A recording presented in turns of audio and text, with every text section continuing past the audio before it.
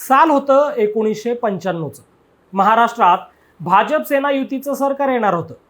पण सत्तेच्या चाव्या कुणा एका पक्षाकडे नव्हत्या, तर या सत्तेच्या चाव्या होत्या त्या अपक्षांच्या हाती.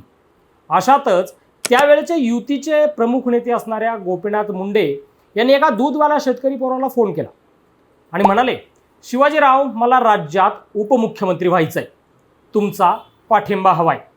नमस्कार, मी अभिजित दराडे आणि तुम्ही पाहायला सुरुवात केली आहे पॉलिटिकल महाराष्ट्र.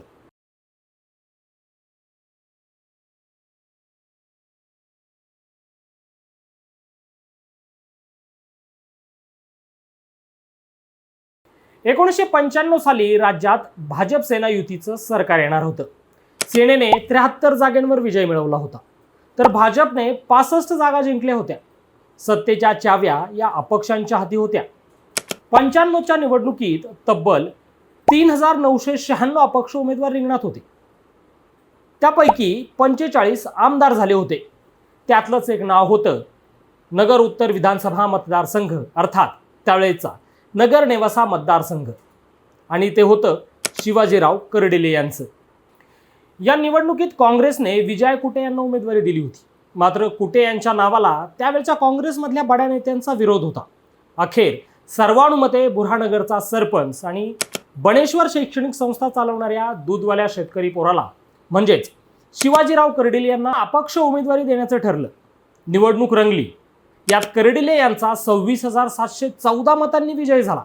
एक दूधवाला शेतकरी पहिल्यांदा आमदार झाला होता. पण या पहिलवानाची खरी किंमत कळाली ती निकालानंतर. कारण सत्तेच्या चाव्या या आधी सांगितल्याप्रमाणे अपक्षांच्या हाती होत्या. निकाल लागल्यानंतर गोपीनाथ मुंडे यांनी अपक्षांची यादी पाहिली. राज्यभरातल्या निवडणुका कशा झाल्या हे देखील पाहिलं. त्यानंतर गोपीनाथ मुंडे यांनी यामधलंच एक नाव हेरलं. हे नाव होतं शिवाजीराव कर्डिले यांचं. गोपीनाथ मुंडेंनी तातडीने फोन उचलला आणि थेट शिवाजीराव कर्डिले यांना फोन केला. गोपीनाथ मुंडे यांनी त्यांच्या स्टाईलमध्ये फोनवरून बोलले, शिवाजीराव, मला राज्यात उपमुख्यमंत्री व्हायचंय, तुम्हाला सेना भाजप युतीला पाठिंबा द्यावा लागेल. तो गोपीनाथ मुंडे आणि शिवाजीराव कर्डिले यांचा पहिला फोन होता. आणि तेव्हापासून मुंडे आणि कर्डिले यांची जी नाळ जोडली गेली ना, ती कायमस्वरूपीसाठी. कर्डिले पाठिंबा देण्यासाठी मोठं काहीतरी मागतील असं मुंडेंना वाटलं होतं. लाल दिव्याची गाडी असेल, मोठं काहीतरी आमिष असेल. पण ते शिवाजीराव होते, एक हाडाचा शेतकरी. पाठिंब्याच्या मोबदल्यात शिवाजीरावांनी त्यांच्याकडे काहीच मागितलं नाही, फक्त एक विनंती केली.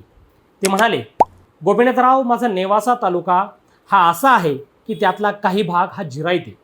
तिथं पिण्याच्या पाण्याची देखील वणवण आहे.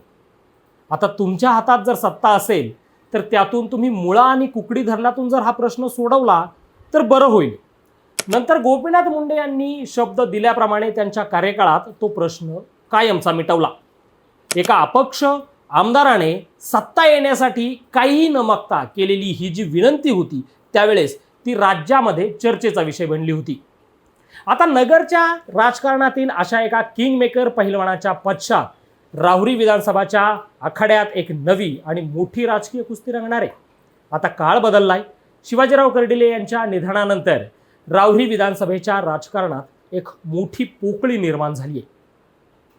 आणि याच पोकळीतून सुरू झाली आहे सत्तेची नवी साठमारी.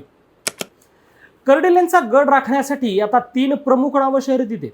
पहिलं नाव आहे अक्षय शिवाजीराव कर्डिले. शिवाजीरावांचे सुपुत्र आहेत.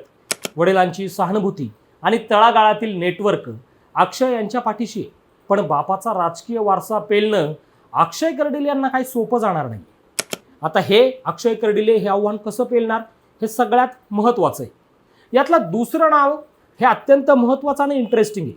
अक्षय कर्डिले यांना पक्षातूनच उमेदवारीसाठी टफ फाईट देणारं हे दुसरं नाव आहे भाजप नेते डॉक्टर सुजय विखे पाटील यांचं. लोकसभा निवडणुकीतील पराभवानंतर सुजय विखे राहुरीतून आपलं स्वतःचं राजकीय पुनर्वसन करण्याच्या तयारीत आहेत. विखेंची राजकीय ताकद कर्डिले गटाला भाडी पडणार का याकडे विशेष लक्ष असणार आहे. कारण विखेंनी भाजपच्या सर्व्हे नीतीचा वापर करत आपलं नाव पुढे रेटलंय. या यादीमधलं तिसरं नाव आहे प्राजक्त तनपुरे यांचं. महाविकास आघाडीचा चेहरा म्हणून राष्ट्रवादीचे नेते पुन्हा एकदा राहुरीवर वर्चस्व मिळवण्यासाठी दंड थोपटून उभे आहेत. तनपुरे भाजपात जाणार असल्याच्या देखील चर्चा रंगल्या होत्या, पण पुढे त्यांनी त्या खोडून काढल्या. इतकंच काय तर प्राजक्त तनपुरे यांनी गावभेट दौरे सुद्धा सुरू केले. त्यामुळे राहुरीची ही लढत ही अत्यंत रंगत होणार आहे.